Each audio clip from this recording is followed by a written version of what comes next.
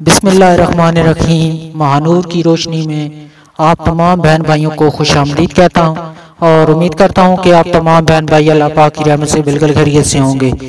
आज एक नई वीडियो के साथ एक नए अमल के साथ दोबारा आप लोगों की खिदमत में हाजिर हूँ। आज का ये अमल किसी भी इंसान को काबू करने के लिए बहुत ही नायाब अमल है।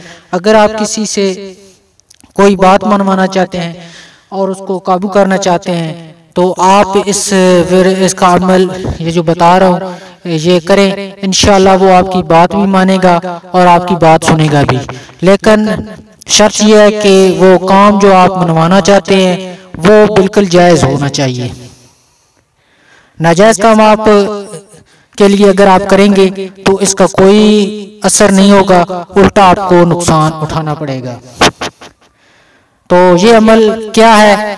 अमल बताने से पहले मेरी तमाम दोस्तों से एक छोटी सी रिक्वेस्ट है कि अगर आपने इस चैनल को सब्सक्राइब नहीं किया तो जल्दी से सब्सक्राइब कर लें और साथ लगे बेल आइकन को लाजमी प्रेस कर लें ताकि इस तरह की जो वीडियो है वो आपसे मिस ना हो सके।